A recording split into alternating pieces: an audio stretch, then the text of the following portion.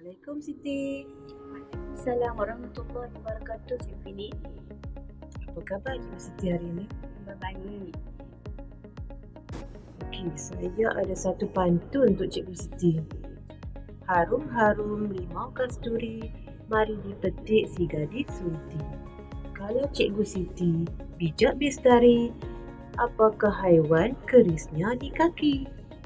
Saya rasa saya tahu jawapannya, Cikgu Fini. Ayam kan?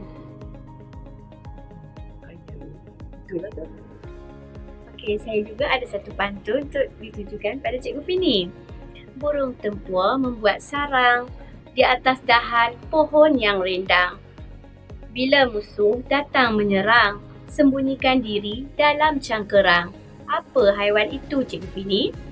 Saya rasa haiwan tu tak lain tak bukan kura-kura kan Cikgu Siti? Ya, betul. Kura-kura bila takut, dia mesti mensembunyikan dirinya dalam cangkerang. Tajuk pembelajaran kita pada kali ini mengenai Sains Tahun 5, Unit 3, Tajuk Haiwan. Sebelum tu, saya bacakan dulu apakah standard kandungan kita pada kali ini. 3.1 mengenai kemandirian spesies haiwan. Standard pembelajaran 3.1.1 menyatakan maksud kemandirian spesies. 3.1.2 menjelaskan dengan contoh ciri dan tingkah laku khas haiwan untuk melindungi diri daripada musuh. Okey, Cikgu Fini. Boleh Cikgu Fini terangkan apa maksud kemandirian spesies? Kemandirian spesies, Cikgu Siti. Kemandirian spesies haiwan ialah keupayaan haiwan untuk mengekalkan spesiesnya bagi mengelakkan kepupusan. Mari kita perhatikan situasi berikut. Kelihatan ketam, bangau dan juga belangkas sedang berbual-bual di sebuah pantai.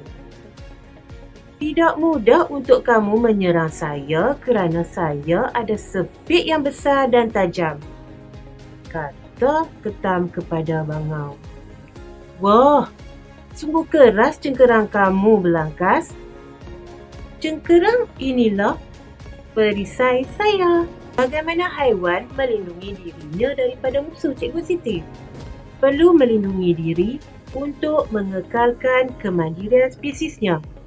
Setengah haiwan mempunyai ciri-ciri khas yang ada pada anggota badannya bagi melindungi dirinya daripada musuh. Contohnya, haiwan seperti kura-kura, ketam dan juga kerang mempunyai cangkerang yang keras bagi melindungi badannya daripada musuh. Kalajengking, lipan dan juga lebah pula mempunyai sengat yang mengeluarkan bisa yang dapat menyakitkan atau membunuh musuh.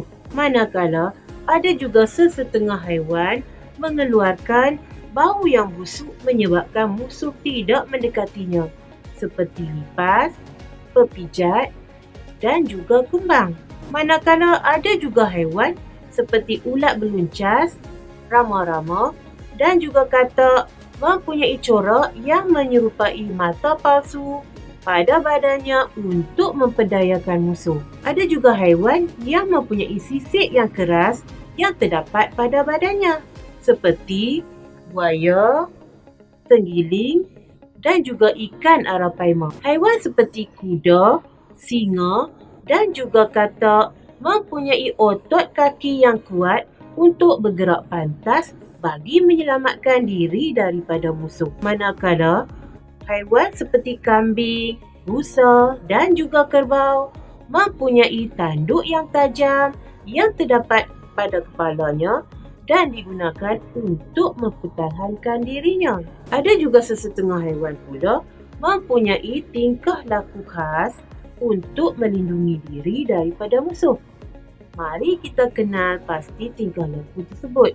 Cuba Cikgu Siti terangkan apakah tingkah laku haiwan bagi melindungi diri daripada musuh.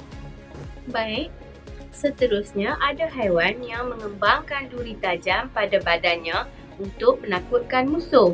Contohnya landak. landak akan memecut masuk ke dalam sarang bawah tanah jika diserang. Jika gagal melarikan diri, landak akan mengembangkan durinya yang tajam pada badannya untuk menakutkan musuh.